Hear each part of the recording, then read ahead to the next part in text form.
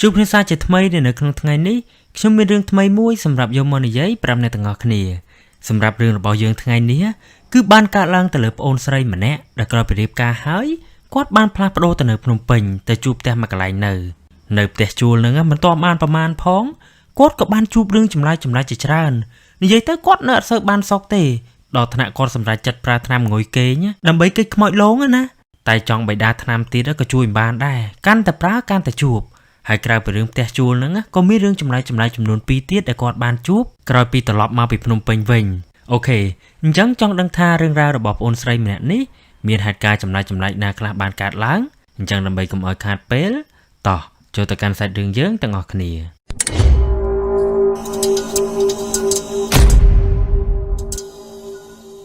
រឿងរ៉ាវមួយនេះត្រូវបានចែករំលែកដោយប្អូនស្រីដ៏ cute ម្នាក់ដែលគាត់សុំមិនបញ្ចេញឈ្មោះទេអញ្ចឹងខ្ញុំសូមដាក់ឈ្មោះឲ្យគាត់ថាលីតាតែចុះលីតាក៏ថាសម្រាប់ដំណើរសាច់រឿងដែលគាត់បានចែករំលែកមកនេះគឺជាសាច់រឿងដែលគាត់បានជួបបន្តកតុយគ្នាតែម្ដងហើយសុទ្ធតែជាសាច់រឿងចម្លែកខ្លាំងមែនទែនសម្រាប់ដើមទងនៃសាច់រឿងនេះគឺថាដំបូងឡើយនៅក្នុងឆ្នាំ2019លីតាគាត់បានស្រឡាញ់គ្នាជាមួយបរិសម្នាក់ដែលបើសិនជាគិតពីអាយុពួកគាត់ទាំងពីរហ្នឹងគឺមានគម្លាតគ្នាខ្ទង់10ឆ្នាំឯណោះហើយបន្ទាប់ពីមើលចិត្តគ្នាទៅវិញទៅមកបានរៀងយូរគួរសមដែរទីបំផុតពួកគាត់ក៏បានសម្រេចចិត្តរៀបការជាមួយគ្នាអញ្ចឹងក្រោយពីបានរៀបការហើយរួចរាល់លីតានិងប្តីក៏បានផ្លាស់ប្ដូរទីលំនៅពីខេត្តទៅនៅភ្នំពេញវិញដើម្បីរកការងារធ្វើទៅដំបូងឡើយហ្នឹងពីរអ្នកគាត់នឹងដើររកផ្ទះជួលដើម្បីស្នាក់នៅព្រោះតែនៅនោះគ្មានបងប្អូនណាដែលអាចឲ្យពួកគាត់នឹងសុំស្នាក់នៅជាមួយបានទេអញ្ចឹងនៅក្នុងថ្ងៃដំបូងហ្នឹងលីតានិងប្តីក៏បានជិះម៉ូតូឌុបឲ្យគេជូនទៅដើររកបន្ទប់ជួលជាច្រើនកន្លែងប៉ុន្តែពួកគាត់រកអត់បានមួយសោះដើររកមកព្រឹកហើយនៅតែរកមិនបានណាអញ្ចឹងពួកគាត់ក៏បានសម្រាកញ៉ាំបាយថ្ងៃសិនរហូតដល់រសៀលបន្តិចទើបពួកគាត់បានចេញទៅដើររកបន្តទៀតហើយរកពេលរសៀលហ្នឹងទីបំផុតពួកគាត់ក៏បានរកបន្ទប់ជួលបានមកកន្លែងគាត់ថាបន្ទប់ជួលដែលពួកគាត់រកបាននោះមិនធំហើយក៏មិនតូចទេទំហំប៉ុន្តែបន្ទប់គេជួលទូទៅដែលនៅខាងមុខគឺមានទ្វារមួយនិងប្អួយមួយហើយពេលដែលចូលទៅក្នុងទៅគឺឃើញមានបន្ទប់នៅជាន់ឡើងទឺមួយនៅខាងលើហើយមានចដាលដែកមួយសម្រាប់ឡើងទៅដើរទៅខាងក្រោយបន្តិចគឺឃើញមានផ្ទះបាយនិងបន្ទប់ទឹកហើយបដាហួសកន្លែងផ្ទះបាយនឹងបើកទ្វារទៅក្រោយទៅនឹងឃើញមានដីគេទុកចោលមកកន្លែងដុះព្រៃនឹងចិត្តហើយសុទ្ធតែដើមចេកតែមិនមែនស្រឡះណាអ្នកទាំងអស់គ្នាគឺថាដើមចេកក៏មានព្រៃក៏មានអាហ្នឹងគឺជាផ្នែកខាងក្រោយតែបើថាផ្នែកខាងមុខវិញគឺមានផ្លូវនិងមានផ្ទះគេជួលមកល្វែងទៀតនៅទល់មុខគ្នាដែរអញ្ចឹងវាអត់សូវស្ងាត់ប្រហែលទេងាកមកនិយាយពីលីតានិងប្តីរបស់គាត់វិញគាត់ថាក្រោយពីពួកគាត់រកផ្ទះជួលបានហើយនិងនៅផ្ទះជួលនឹងបាន2ថ្ងៃក្រោយមកពួកគាត់ក៏ចាប់ផ្ដើមទៅដាក់ពាក្យរកការងារធ្វើដោយការនោះពួកគាត់បានទៅដាក់ពាក្យធ្វើការពីកន្លែងផ្សេងគ្នាតែចុងក្រោយលីតាគាត់អត់ជាប់ទេតែប្តីរបស់គាត់គឺបានជាប់ហើយកន្លែងដែលប្តីគាត់ទៅធ្វើការហ្នឹងគឺនៅកន្លែងខារ៉ាអូខេចិនមួយកន្លែងហើយសម្រាប់ម៉ោងដែលធ្វើការគឺប្តីគាត់នឹងត្រូវចូលធ្វើការនៅម៉ោង6ល្ងាចចេញមកវិញនៅម៉ោង4ឬម៉ោង5ព្រឹកអាស្រ័យពេលណាមានភ្ញៀវនៅយូរឬក៏លឿនអញ្ចឹងទៅហើយចំណែកឯលីតាវិញដោយសារតែប្តីរបស់គាត់នេះត្រូវធ្វើការយប់បែបហ្នឹងអញ្ចឹងគឺគាត់ត្រូវគេងនៅក្នុងបន្ទប់ជួលនោះតែម្នាក់ឯងទេសំខាន់នៅម្នាក់ឯងអញ្ចឹងហើយគាត់អត់មានទូរស័ព្ទប្រើទៀតត្រង់ចំណុចហ្នឹងគាត់ថាការដែលគាត់អត់ទូរស័ព្ទប្រើហ្នឹងមិនដោយសារតែគាត់អត់មានលទ្ធភាពទិញបានទេប៉ុន្តែប្តីរបស់គាត់មកឲ្យទិញប្រើដោយសារតែប្តីរបស់គាត់ហ្នឹងប្រច័ណ្ឌណាព្រោះថាកម្រិតអាយុពួកគាត់ទាំងពីរនេះនឹង10ឆ្នាំឯណោះអញ្ចឹងហើយខាងប្រុសគាត់ចេះតែបារម្ភអីអញ្ចឹងទៅអាហ្នឹងជារឿងធម្មតាទេហើយលីតាវិញដោយសារតែមិនចង់ឲ្យមានរឿងវែងឆ្ងាយគាត់ក៏អត់ប្រើដែរហ្មងទៅលីតាក៏បានបញ្ជាក់ថាអញ្ចេះបន្ទប់ជួលគាត់នៅហ្នឹងទោះបីជាមានជាន់ឡើងទឺនៅខាងលើអាចធ្វើជាបន្ទប់គេងបានមែនប៉ុន្តែគាត់អត់គេងនៅខាងលើទេដោយសារតែគេងនៅខាងលើទៅពិបាកពេលព្រឹកឡើងប្តីគាត់ត្រឡប់មកវិញគាត់នឹងពិបាកឡើងចុះហើយអ្វីដែលពិបាកមួយទៀតហ្នឹងគឺដូចតែបានបញ្ជាក់ពីខាងលើអញ្ចឹងលីតាគាត់អត់មានទូរស័ព្ទប្រើទេបើសិនជាគាត់គេងនៅខាងលើខ្លាចប្តីគាត់ស្រែកហៅទៅមិនលឺអញ្ចឹងគាត់ក៏សម្រេចចិត្តគេងនៅខាងក្រោមតែម្ដងទៅហ្នឹងហើយអញ្ចឹងចាប់ផ្ដើមនៅយប់ដំបូងពេលដែលប្តីគាត់ទៅធ្វើការបាត់ហ្នឹងលីតាគាត់ក៏គេងនៅក្នុងបន្ទប់ហ្នឹងតែម្នាក់ឯងហើយគេងពីក្បាលប្រឡប់អត់មានរឿងអីទេតែដល់គេងដល់ម៉ោងប្រហែលជាមួយយប់អាហ្នឹងគាត់ស្មានណាព្រោះថាគាត់អត់មានទូរស័ព្ទមើលម៉ោងឡើយអញ្ចឹងអាចថាខ្ទង់ម៉ោង12ឬម៉ោង1យប់អីហ្នឹងឯងដល់គាត់កំពុងតែគេងសុកស្រាប់តែគាត់បានឮសំឡេងមនុស្សប្រុសម្នាក់បានស្រែកហៅឈ្មោះគាត់នៅខាងក្នុងបន្ទប់ហ្នឹងហើយគាត់ថាគាត់ឮច្បាស់ខ្លាំងមែនទែនឮអញ្ចឹងភ្លាមលីតាក៏បានក្រោកដើរមើលនៅក្នុងបន្ទប់ខ្លាចក្រែងមាននរណាលួចចូលមកណាប៉ុន្តែដើរមើលហើយអត់ឃើញមាននរណាទេដល់ពេលឃើញមាននរណាអញ្ចឹងគាត់ចាប់ផ្ដើមខ្លាចខ្លាំងមែនទែនព្រោះតែកំពុងតែនៅក្នុងបន្ទប់តែម្នាក់ឯងផងហើយពេលហ្នឹងគាត់ក៏ខំព្យាយាមសង្ងំគេងទៅវិញទៅលុះដល់ព្រឹកឡើងម៉ោងប្រហែលជា5ប្តីគាត់ក៏ត្រឡប់មកវិញហើយរឿងដែលគាត់បានឮការប្រយុទ្ធមិញហ្នឹងគាត់ក៏មិនបាននិយាយប្រាប់ប្តីគាត់ឲ្យបានដឹងដែរអ ចឹងចូលមកដល់ថ្ងៃទី2ដោយសារតែខ្លាចបានលឺអ្វីដែលមិនចង់លឺទៀតណាលីតាក៏បានសម្រេចចិត្តទៅទិញថ្នាំងុយគេងយមលេបដើម្បីឲ្យគេងលក់បាត់ទៅកុំឲ្យបានជួបអីទៀតហើយនៅក្នុងយប់ទី2ហ្នឹងគាត់ថានៅម៉ោងប្រហែលជា10អីគាត់ក៏បានលេបថ្នាំហើយគាត់ក៏បានចូលគេងទៅហើយក្រោយពីលេបថ្នាំហើយមានអីលេបហើយគាត់ក៏ងុយគេងហើយក៏គេងលក់ជាធម្មតាប៉ុន្តែវាចម្លែកត្រង់ថាពីក្បាលល្ងាចគាត់គេងលក់ស្រួលណាស់តែដល់យប់បន្តិចប្រហែលជាម៉ោងដដែលដូចយប់ទី1អញ្ចឹងពេលហ្នឹងកំពុងតែគេងគាត់ក៏ភ្ញាក់ដឹងខ្លួនឡើងហើយលើកនេះអត់មានឮសំឡេងដូចមុនទេគឺគាត់បានឃើញច្បាស់តែម្ដងហើយអ្នកទាំងអស់គ្នាដឹងតែគាត់បានឃើញអីអត់ពេលហ្នឹងលីតាគាត់បានមើលទៅកន្លែងចដាឡើងតជន់ឡើងទឿទៅគឺគាត់បានឃើញយាយចាស់ម្នាក់កំពុងតែអង្គុយនៅលើកាំចដាខាងក្រោមដោយមុខយាយម្នាក់ហ្នឹងឡើងជ្រួញភ្នែកឡើងសស្លែតអត់មានខ្មៅដូចមនុស្សយើងធម្មតាទេហើយសក់វិញមិនបាច់និយាយទេគឺថាសក់ឡើងកត្រងរើងហើយនឹងអង្គុយចំហមាត់ចំកន្លែងចដាហ្នឹងតែម្ដងគ្រាន់តែឃើញចឹងភ្លាមលីតាគាត់កាំងខ្លាំងមែនទែនហើយពេលកំពុងតែកាំងហ្នឹងគាត់ក៏បានក្លេភ្នែកមើលទៅជន់ឡើងទឿនៅខាងលើស្រាប់តែមើលទៅក៏ឃើញម្នាក់ទៀតដោយម្នាក់នៅខាងលើហ្នឹងគឺជាមនុស្សប្រុសរាងក្មេងដែរទេគ្រាន់ថាភ្នែករបស់វាគឺដូចភ្នែកយាយដែលនៅខាងក្រោមអញ្ចឹងពេលហ្នឹងលីតាគាត់នៅកាំងនៅលើគ្រែហ្នឹងឯងគាត់ក្រោករត់ក៏ក្រោកមិនរួចស្រែកក៏ស្រែកមិនចេញបានត្រឹមតែអង្គុយបិទភ្នែកសូត្រធម៌ក្នុងចិត្តនឹកដល់កូនម៉ែកូនឪអីអស់ហើយនៅពេលនោះហើយក៏ថាក្រោយពីគាត់បានសូត្រធម៌បែបហ្នឹងបានមកស្ទុះក្រោយមកពេលដែលបើកភ្នែកឡើងវិញទៅក៏បាត់លេងឃើញពីអ្នកនឹងទៀតហើយក្រោយពីបាត់ពួកគេវិញអញ្ចឹងទើបគាត់អាចកម្រើកខ្លួនឯងវិញបានក្រោយពីបានជួបរឿងនឹងហើយលីតាគាត់នៅតែលាក់មិនហ៊ាននិយាយរឿងនឹងប្រាប់ប្តីគាត់ឲ្យបានដឹងទេព្រោះតែគាត់ខ្លាចថាប្រាប់ទៅប្តីគាត់មិនជឿអញ្ចឹងក្រោយពីបានឃើញឈុតធំនឹងម្ដងហើយស្អែកឡើងក៏ស្ងាត់លីតាក៏អត់បានឃើញអីទាំងអស់និយាយទៅគេធ្វើឲ្យយើងគិតថាគេឈប់មករករឿងយើងទៀតហើយតែមានណាគ្រប់យ៉ាងគ្រាន់តែជាការបោកប្រាស់តែប៉ុណ្ណោះដោយបាន3ថ្ងៃក្រោយមកលីតាក៏បានជួបរឿងចម្លែកម្ដងទៀតយប់នឹងដូចរាល់ដងអញ្ចឹងមុនចូលគេងគាត់បានលេបថ្នាំងុយគេងដើម្បីកុំឲ្យខ្លាចហើយយប់នឹងពីប្រលប់គាត់គេងលក់ស្រួលណាស់តែគេងដល់ម៉ោងប្រហែលជាមួយយប់គាត់ក៏បានឮសំឡេងគោះទ្វារពីខាងក្រៅមកឮអញ្ចឹងគាត់ក៏បានភ្ញាក់ដឹងខ្លួនឡើងគិតថាប្រហែលជាប្តីគាត់ត្រឡប់មកវិញហើយប៉ុន្តែវាចម្លែកត្រង់ថ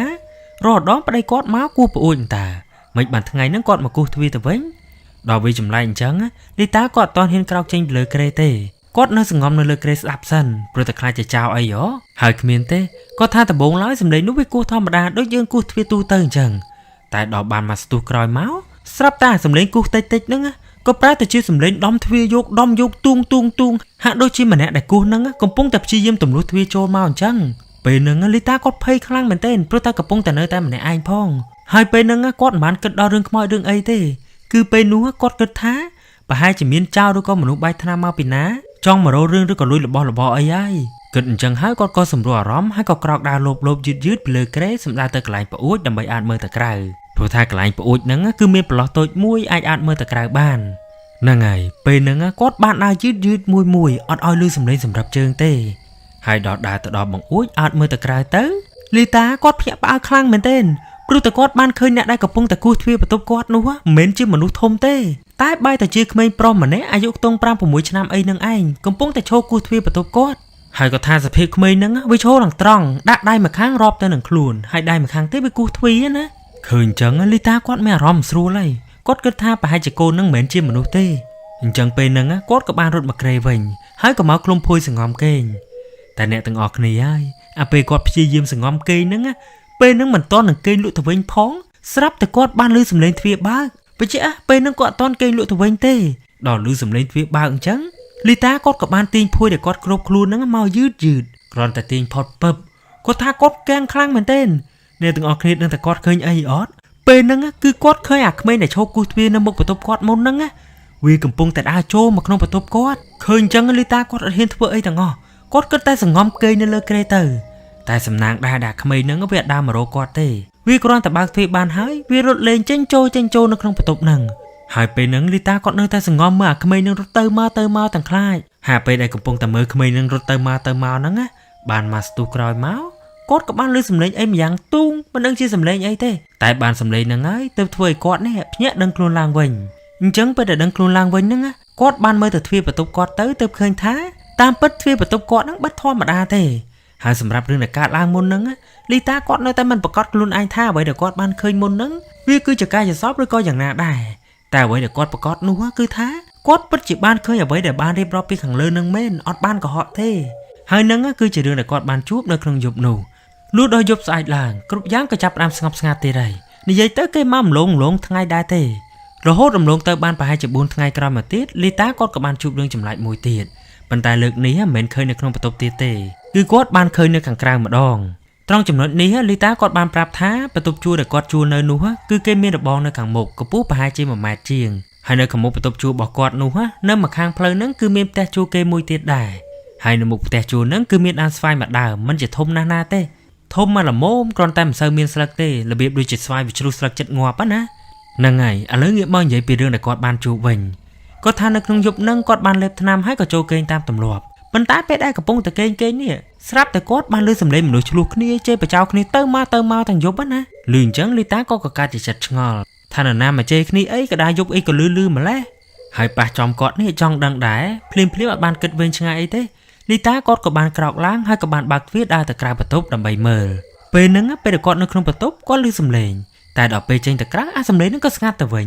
ញសំខាន់មើលទៅផ្លូវខាងមុខទៅអត់ឃើញមាននរណានៅមុខហ្នឹងទេគ្រប់យ៉ាងគឺស្ងាត់ឈឹងឃើញអញ្ចឹងគាត់ចាប់ផ្ដើមសង្ស័យថាអាហ្នឹងទៀតហើយគិតហើយរៀបនឹងងាកក្រោយដើមមកវិញហើយហ្នឹងស្រាប់តែពេលនោះគាត់បានចោលភ្នែកមើលទៅលើដើមស្វាយដែលនៅទល់មុខហ្នឹងទៅមានណាគាត់ក៏បានឃើញមនុស្សស្រីម្នាក់មនុស្សស្រីអីទៀតគឺគាត់បានឃើញខ្មោចស្រីម្នាក់កំពុងតែអង្គុយនៅលើដើមស្វាយយកជើងទៅមកហើយសម្លឹងមកមើលគាត់គ្រាន់តែឃើញអញ្ចឹងភ្លាមមកគ្មានទេលីតាក៏បានស្ទុះរត់ប្រុចចូលទៅក្នុងបន្ទប់វិញយ៉ាងលឿនហ្នឹងហើយលទ្ធផលចង់ដឹងរឿងគេពេកហើយចូលមកដល់ក្នុងបន្ទប់ភ្លាមគាត់ក៏រត់មកក្រុមភួយសង្ងំខ្លាចតែម្នាក់ឯងនឹងញ័រខ្លួនទៅត្រឹកលួចដល់ស្អែកឡើងទ្រាំលេងបានទៀតហើយពេលហ្នឹងលីតាគាត់ក៏សម្រេចចិត្តនិយាយរឿងដែលបានកាត់ឡើងទាំងប្រមាណហ្នឹងប្រាប់ប្តីគាត់ឲ្យបានដឹងហើយមានអីប្រាប់នរណាមិនប្រាប់ចំប្តីគាត់ឲ្យជាអ្នកខ្លាចដែរអញ្ចឹងពេលហ្នឹងពួកគាត់ក៏សម្រេចចិត្តរើទៅនៅបន្ទប់ថ្មីតែម្ដងទៅទាំងដែលបន្ទប់ចាស់ហ្នឹងនៅមិនទាន់បានមួយខែផងលីតាក៏ថាក្រោយពីគាត់រើចេញពីបន្ទប់នោះទៅគាត់មិនដែលបានជួបរឿងចម្លែកអីទៀតទេហើយសម្រាប់ប្រវត្តិបន្ទប់ដែលគាត់បាននៅនោះធ្លាប់មានរឿងរ៉ាវយ៉ាងណាគាត់ក៏មិនបានដឹងដែរព្រោះតែពេលដែលចេញហ្នឹងគាត់មិនបានសួរនាំនរណាទេអញ្ចឹងក្រោយពីបានរើចេញទៅនៅបន្ទប់ថ្មីបានប្រហែលខែក្រោយមកដោយសារតែការងារមើលទៅរោមមិនសូវបានហើយត្រូវជួបបន្ទប់ចំណាយច្រើនពេកអញ្ចឹងកាលហ្នឹងលីតានិងគ្រួសាររបស់គាត់ហ្នឹងក៏បានសម្រេចចិត្តត្រឡប់មកខេត្តវិញហើយកាលហ្នឹងត្រឡប់មកនៅខេត្តវិញបានប្រហែលជាមួយឆ្នាំពួកគាត់ពីរអ្នកប្តីប្រពន្ធហ្នឹងក៏ចាប់ផ្ដើមរស់នៅមិនចោះសម្រងនឹងគ្នាហើយចុងក្រោយពួកគាត់ក៏បានលែងលះគ្នាទៅហើយសម្រាប់ហេតុផលដែលពួកគាត់លែងលះគ្នានោះលីតាគាត់ក៏បានប្រាប់មកដែរតែខ្ញុំសូមអត់និយាយទេខ្ញុំសូមឲ្យអ្នកទាំងអស់គ្នាផ្ដោតទៅលើរឿងចម្លែកដែលគាត់បានជួបវិញហ្នឹងហើយអញ្ចឹងក្រោយពីបានលែងលះគ្រួសារទី1របស់គាត់ហើយលីតាគាត់នៅតែម្នាក់ឯងនឹងធ្វើការរកស៊ីតាមហ្នឹងទៅហើយក្រោយពីលែងលះគ្នាបានជិតប្រហែលជា2ឆ្នាំលីតាក៏បានស្គាល់បរិសម្នាក់ទៀតដោយបរិសម្នាក់នោះគឺជាមនុស្សល្អស្រឡាញ់និងផ្ដល់តម្លៃឲ្យគាត់ផ្ដល់សិទ្ធិឲ្យគាត់និងមិនសូវចេះរករឿងគាត់ច្រើនឡើយអញ្ចឹងក្រោយពីមើលចិត្តគ្នាបានជិត1ឆ្នាំហើយពួកគាត់ក៏សម្រេចចិត្តរៀបការជាមួយគ្នាទៅរៀបការហើយលើកនេះពួកគាត់នៅធ្វើការនៅខេត្តជាមួយគ្នាអត់បានឡើងទៅភ្នំពេញទៀតទេតទៅទៀតខ្ញុំសូមដាក់ឈ្មោះឲ្យគ្រួសារថ្មីរបស់គាត់ថាបង្គោលតាចោះអញ្ចឹងរហូតដល់ថ្ងៃមួយលីតាក៏ថានៅថ្ងៃហ្នឹងគាត់កំពុងតែធ្វើការសុកបង្គោលក៏បានខំមកប្រាប់គាត់ថាម្ដាយរបស់មិត្តភក្តិរបស់គាត់នេះបានស្លាប់អញ្ចឹងនៅក្នុងយប់ហ្នឹងពួកគាត់ត្រូវទៅចូលរួមកម្មវិធីបុណ្យនឹងត្រូវទៅកំដរបនផងព្រោះតែថ្ងៃម្នាក់សុទ្ធតែរវល់ការងារអញ្ចឹងមានតែឆ្លៀតទៅពេលយប់នឹងឯងហ្នឹងហើយអញ្ចឹងការរំលងមកដល់យប់តែម្ដងទៅពេលហ្នឹងចាំបានម៉ោងប្រហែលជា9យប់លីតានិងបង្គោលក៏បានជិះម៉ូតូទៅកន្លែងបុណ្យហើយបច្ចេកម៉ូតូដែលពួកគាត់ជិះទៅហ្នឹងគឺជាប្រភេទម៉ូតូធំអញ្ចឹងនៅក្នុងយប់ហ្នឹងពួកគាត់ក៏បានជិះចេញទៅដល់ផ្ទះសពដែលត្រូវទៅចូលរួមកម្មវិធីបុណ្យហ្នឹងគឺនៅក្នុងភូមិមួយដែលត្រូវជិះចុះពីផ្លូវធំទៅរៀងឆ្ងាយគួរសមដែរអញ្ចឹងជិះទៅមុខរហូតទៅពេលដែលទៅដល់ផ្លូវបត់ពួកគាត់ក៏បានបត់ម៉ូតូចូលទៅនិយាយពីផ្លូវដែលចូលទៅហ្នឹងគឺថាឡើងស្ងាត់ជ្រាបអត់មានផ្ទះអ្នកភូមិនៅសងខាងទេជិះទៅឮតែសំឡេងចង្រិតយំហើយនឹងសំឡេងស្មូតល្វើយស្ដាប់ទៅរឿងព្រឺតិចដែរហើយចូលបានរៀងឆ្ងាយបន្តិចមើលទៅត្រង់ទៅក៏ឃើញមានភ្លើងមែនគេលើកនៅជិតផ្លូវអញ្ចឹងមានន័យថាចិត្តទៅដល់ហើយហើយពេលដែលជិះចិត្តទៅដល់ហ្នឹងគឺថាពួកគាត់ត្រូវជិះកាត់គុណរស័យមកកន្លែងហើយកន្លែងហ្នឹងគឺថាពិសេសហ្មងតែពេលដែលទៅហ្នឹងគឺគ្រប់យ៉ាងធម្មតាអត់មានអីទេអញ្ចឹងពេលដែលទៅដល់រោងបុណ្យពួកគាត់ក៏បានទៅអុជធូបបន្ទាប់មកក៏មកអង្គុយញ៉ាំតែកំដររោងបុណ្យកុំឲ្យស្ងាត់ណានៅកំដររោងបុណ្យហ្នឹងរហូតដល់ម៉ោងប្រហែលជា11យប់ដោយសារតែផ្លូវរឿងឆ្ងាយដែរហើយណាមួយក៏ងុយគេងផងអញ្ចឹងពេលហ្នឹងលីតាក៏បានទៅប្រមូលបង្គោលទៅលាម្ចាស់កម្មវិធីបុណ្យហើយពួកគាត់ក៏នាំគ្នាជិះចេញមកផ្ទះវិញទៅពេលដែលចេញមកវិញហ្នឹងគាត់ថាតាមផ្លូវស្ងាត់គុណនឹងពីរជីរហូតមកដល់កន្លែងគុំម្ស័យមុនហ្នឹងលីតាគាត់បានក្លែកមើលទៅចំហៀងផ្លូវទៅគាត់ក៏បានឃើញមនុស្ស2នាក់ប្រុសម្នាក់ស្រីម្នាក់កំពុងទៅដើរតាមផ្លូវទិសដៅគឺប្រចាំផ្លូវដែលពួកគាត់កំពុងជិះ ở thì ta phụ quạt chỉ từ lấy pin nè nó cứ đa tất cả chẳng từ nâng ngày cứ bị chặt ní bài nâng hai bên nâng Lita có cả ban khơi mục một pin nè nâng đài bên tai mục ngọt phụ kế thoa mặt đá ọt miên ấy của chạp ròm tề hai cái lệnh mơ còi không pin nè nâng tới có khơi miên sky po so mà ba tiết công pống tại đa tam bị còi là việc đôi chỉ sky về đa tam mà chán á chẳng phải để khơi bài nâng Lita còn bán cân event chẳng ai thếพื่อแต่กอดก็ท่าไปให้จีปุกอดดามาปีนายให้บังโก้กอดก็จิ้มมาโตตะมกจะทอมมาดาได้จีละโหตะดอเพลทมเพลนึงมีแต่หน้าภูมิหนึ่งมีเพลิงตามเพลไว้ไงให้เป็นนางเอ้ยเติบลิตาเนี่ยกอดบานสู้บังโก้ท่าจีกัดกลายกุมมาใส่เหมือนนั่งเป็นเคยมนุษย์ดาออดไปเจ้าเป็นนั่งลิตากอดสู้บังโก้เลยในใบกุมอสงัดไปแต่ปนอ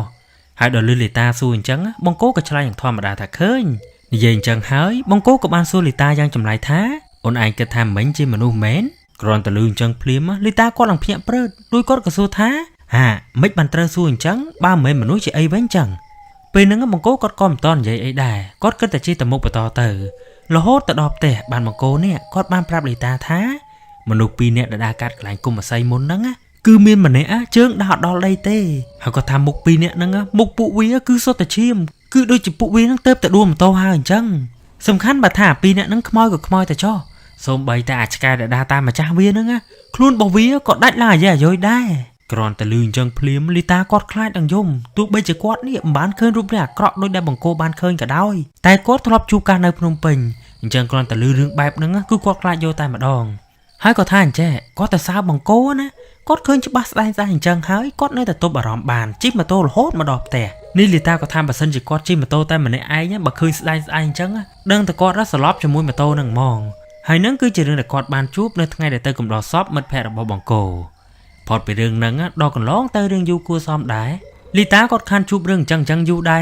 เติมแต่ชนะมุนทำไมเนี่ยกอดกับบานจูบเรื่องมาดองเตียดหายการนั่งตามจำบ้านวิคือจะทั้งไงซานกับบาตึกทอมมาด้านทั้งไงนั่งปูกอดทัวร์กายจะทอมมาด้าเต้ปันตายแต่ซานแต่จอบไซน์นะปูกอดกับบานอาชบับในกลางทัวร์กายมาทั้งไงทั้งปีเนี่ยตามมาดองหายทั้งไงนั่งปูกอดซานไปพรึกหายรุยร้อนปูกอดก็เชื่อตะเลงไปเล่นพอทับไปขายแต่ปูกอดรูเนอจีตะไปเล่นเตอจำนายไปตรงแต่มามองกันละไอ้คือตะดอไหลหายการแต่ปูกอดเตอนั่งเหม็นจีลานเต้ในต่างออกนี่คือปูกอดจีมาโตทมเตอต่างปีเนี่ยได้เลยแบบสวีทแบบซองเปรย์เนี่ยนะจังไปได้ตะดอไปเล่นนะปูกอดกับบานโจตะเลงตะแคร์ลางพนมยาดประตอบมอกับจีแต่ฉลองพรมด้านแต่เต็งไอ้ยำใหญ่เตอสบายคลั่งเหมือนเต้นหายเนื้อดาเลยเนื้อหนังเราโหดเรามองผมมวยเจียงโดยกระตาคลายมาดอแต่ไว้นั่งยบเจอ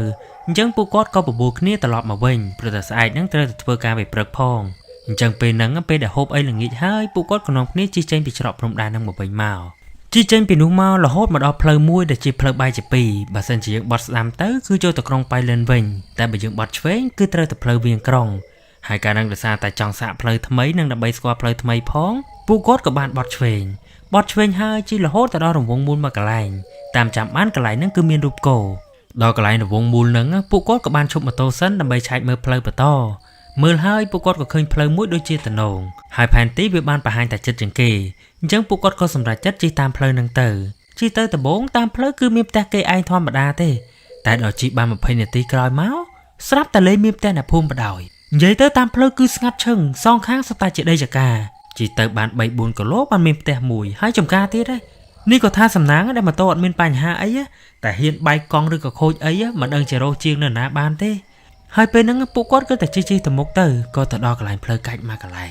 เพลนั่งวิคือจะเพลเก่าใต้เก่าคลั่งเหมือนเต้นเก่าหลังจ้องโดยเพลซอแต่ให้จีแต่ดอกลายนั่งหายเมื่อแต่เลือเพลเตอลิตากอดกับบ้านเคยกับนูซอนั่นเลือเพลระเบียบโดยจะเติมมีหนาเมนกรุธาจังเป็นนั่งปูกอดกับจีหัวเตี้ยเติมบ้านควอลไอจานเต้ให้จีหัวเพลไก่นั่งบ้านไปให้จีมากระโหลดได้สลับแต่ปูกอดบ้านเคยไม่โปรปีเนี้ยกระปงแต่ดาตามเพลเคยจังลิตาก็เรียงปรองได้เพราะแต่กอดรัดทรอบเคยเลือกมุนมาดองไงแต่ตอนเกิดไอเวนช่างไงเต้กรอนแต่ลุยเกิดขนมจัดท้าเนื่อหมดอมนั่งโดยเจียดเคยมีแต่หน้าภูมิเต้ให้ปุกเมย์นั่งไปน้องเพลิดดาวแต่หน้าบ่เมย์จะหลังเงินได้นั่งให้ไปแต่ปุกก็กระปงจะจิ้มมาโตนั่งคือทำไม่เบี้ยปลบไปในต่างงอกนี่ประธานก่อนทำเป็นเนื้อพลื้มมาละมุมมาไอเมื่อเพลเคยบ้านหายชงอนจังหายไปได้มาโตปุกก็รัดชิดจัดดอกเมย์ปีเนนูเตอเมย์ปีเนนั่งไปกระชบให้เงี้ยมาเมื่อมาโตกอดนะไปนั่งบังโกกอดร้อนมาถ่าแต่มาโตเนื้อแต่ตะมกให้ไปนั่งลิตาก็กับบ้านเงี้ยมากเมย์ปีเนนูได้ให้ก็เคยท้าปูเวปีเนี่ยนั่งวินาทีโชว์เมื่อปูกอดอัดดับในเตะระเบียบด้วยจิตเมย์ได้เคยมาโตทมบิมนจังให้เป็นนั่งลิตาก็ก้อมบ้านสู้บังโกเรื่องแต่กอดพญามนนั่งได้เดี๋ยวซาแต่ระโวชงอนหนักเมย์ปีเนี่ยมนนั่งอ๋อ ចឹងពេលនឹងពួកគាត់ក៏ជិះហួសកន្លែងនឹងបានប្រហែលជា1គីឡូដីទៅពួកគាត់ក៏ឃើញមានតូបចាប់ហួយមួយនៅខាងឆ្វេងដៃឃើញចឹងបង្គោលក៏បានបត់ម៉ូតូចូលដើម្បីសម្រាប់ម៉ូតូផងនិងទិញទឹកញ៉ាំផងហើយនៅកន្លែងលក់ចាប់ហួយហ្នឹងគឺមានជាធុងក្លាសេមានដាក់ភេសជ្ជៈនៅខាងមុខហ្នឹងណាអញ្ចឹងពេលហ្នឹងលីតាក៏បានដើរទៅបើកធុងហ្នឹងដើម្បីរកមើលទឹកហើយពេលដែលកំពុងតែរៀបរកទឹកនៅក្នុងធុងហ្នឹងសុកស្រាប់តែគាត់បានឮមិញអ្នកលក់និងមិញពីរម្នាក់ទៀតនិយាយគ្នាថាអាណិតអាអូនពីរនាក់នឹងដល់ហើយមិនដឹងជាវាជីមិនបានទៅជាអញ្ចឹងឮថាម៉ែវានៅថៃទៀតមិនដឹងជាមកតន់អត់ទេដល់ឮមិញនិយាយអញ្ចឹងលីតាគាត់ក៏បានយកទឹកបានហើយគាត់ក៏សួរមិញថាណាគេកាត់អីមែនមិញពេលនោះមិញអ្នកលក់ក៏បាននិយាយថាក្មួយឯងជិះមកពីផ្លូវកោងនោះមិញមានឃើញកនោះលើផ្លូវអត់ឮអញ្ចឹងគាត់ក៏ថាឃើញហ្នឹងហើយដល់ឮគាត់និយាយអញ្ចឹងមិញនោះក៏បាននិយាយថាកនោះហ្នឹងគឺជាកនោះគ្រោះថ្នាក់ចរាចរណ៍ពីល្ងាចមិញហ្នឹងខ្ទង់ម៉ោងប្រហែលជា4មានក្មេង2នាក់បានជិះម៉ូតូដប់គ្នាហើយមិនដឹងជាវាជិះមិនវាទេវាក៏បានដួលចូលទៅក្នុងឡានដឹកដីឡានកិនស្លាប់ទាំងពីរនាក់បងប្អូននឹងតែម្ដងគ្រាន់តែឮមិញហ្នឹងនិយាយអញ្ចឹងភ្លាមលីតាគាត់ឡើងទុនដៃទុនជើងអស់ហើយអាណិតក៏អាណិតខ្លាចក៏ខ្លាចព្រោះតែពួកគាត់ត្រូវជិះម៉ូតូផ្លូវឆ្ងាយផងហើយត្រូវមកលើរឿងបែបហ្នឹងហើយគាត់សង្ស័យណាសង្ស័យតែអាក្មេង2នាក់ដែលគាត់បានឃើញមុនហ្នឹងប្រហែលជាអា2នាក់ដែលឡានកិនស្លាប់ហ្នឹងហើយគិតអញ្ចឹងហើយលីតាគាត់យំយោតែម្ដងហើយបានមិញអ្នកលក់នៅបង្គោលគាត់លួងណាបានគាត់សម្រួលអារម្មណ៍វិញរួចពួកគាត់ក៏នាំគ្នាជិះម៉ូតូបន្តទៅទៀតទៅតាមផ្លូវចេញពីកន្លែងទិញទឹកហ្នឹងទៅគឺថាស្ងាត់ខ្លាំងមែនទែនអត់សូវមានផ្ទះនៅភូមិទេប៉ុន្តែវាក៏សំឡាងព្រោះតែគាត់អត់មានបញ្ហាអីទៀតទេចុងក្រោយពួកគាត់ក៏បានទៅដល់ផ្ទះដោយសុវត្ថិភាពហើយយប់ហ្នឹងដោយសារតែដើរលេងហត់ពីថ្ងៃផងពួកគាត់នឹងអត់បាននៅនិយាយគ្នាអីច្រើនទេងូតទឹកហើយក៏នាំគ្នាចូលគេងទៅរហូតដល់ព្រឹកឡើងពេលដែលក្រោយពីព្រឹកពួកគាត់ក៏បានមកអង្គុយហូបបាយព្រឹកជុំគ្នាកំពុងតែហូបនេះបង្គោលក៏បាននិយាយប្រាប់លីតាថាអាក្មេង2នាក់ដែលគាត់ឃើញដើរប្រយុទ្ធមិញហ្នឹងគាត់ដឹងថាពួកវាជាខ្មោចតាំងតែពីដើមមកម្លេះតែគាត់មិននិយាយឬបង្គោលនិយាយអញ្ចឹងលីតាគាត់ឡើងភ្ញាក់ព្រឺតរួចគាត់ក៏សួរថាឃើញមិនពេលហ្នឹងបង្គោលក៏បានរៀបរាប់ថាពេលដែលគាត់ឃើញអា2នាក់នឹងដើរពីចង្ងាយគឺគាត់ឃើញ2នាក់នឹងដើរអត់មានជើងទេហើយពេលដែលជិះម៉ូតូទៅដល់ពួកវាពេលដែលពួកវាងាកមកហ្នឹងគឺថាមុខពួកវាមើលគ្មានយល់ទេអាមួយមុខសតតែឈាមហើយមួយទៀតក្បាលវាក៏ពិតមកជាហៀងយកគ្នាតែម្ដងគ្រាន់តែឮបង្គោលនិយាយអញ្ចឹងភ្លាមលីតាគាត់នឹងញ័រសាច់អស់ហើយហូបបាយលេងឆ្ងាញ់បដ ாய் នេះគាត់ថាសំណាងហើយដែលគាត់ឃើញជាទម្រង់មនុស្សធម្មតាបើសិនជាគាត់បានឃើញដោយអ្វីដែលបង្គោលបាននិយាយមុនហ្នឹងមិនដឹងជាគាត់ស្លាប់នៅលើម៉ូតូផងក៏មិនដឹងហើយលើកនេះគាត់សរសើរប្តីគាត់ទេដែរដែលប្តីគាត់នេះឃើញអញ្ចឹងហើយគាត់នៅតាំងអារម្មណ៍ជិះម៉ូតូរហូតមកដល់ផ្ទះណាហើយបើសិនជាគាត់វិញដឹងតែចប់ហ្មងហើយក្រោយពីបាននិយាយគ្នាពីរឿងហ្នឹងហើយថ្ងៃហ្នឹងពួកគាត់ក៏បានសុំច្បាប់នៅកន្លែងការងារមួយថ្ងៃទៀតដើម្បីយកពេលទៅស្រោចទឹកចេញម្ដងដើម្បីឲ្យអស់ចង្រៃហើយក្រោយពីស្រោចទឹកហើយគឺថាគាត់ក៏មិនបានជួបរឿងអីទៀតដែរហើយរឿងដែលគាត់បានជួបគឺមានតែប៉ុណ្្នឹងឯងតែមុននឹងចប់លីតាក៏មានសារខ្លីមួយចង់ផ្ដាំទៅកាន់ប្រិយមិត្តទាំងអស់គ្នាគាត់ថាការពីគាត់នៅភ្នំពេញគាត់រសារលេបថ្នាំងុយគេងមែនទែនលេបស្ទើរតែរាល់ថ្ងៃនិយាយឲ្យស្រួលយល់ទៅលេបដើម្បីឲ្យគេងលក់ដើម្បីគេងពីខ្មោចលងណាហើយដោយសារតែគាត់លេបហ្នឹងក្នុងរយៈពេលរៀងយូរបែបហ្នឹងជាលទ្ធផលពេលដែលទៅពេទ្យក៏រកឃើញថាគាត់ចាប់ផ្ដើមមានបញ្ហាសុខភាពហើយតែវាស្ថិតនៅក្នុងកម្រិតមួយដែលអាចនៅព្យាបាលបានណានេះបើសិនជាគាត់នៅបន្តប្រើយូរជាងនឹងទៀតអាចថាពេទ្យជួយលេងបានក៏ថា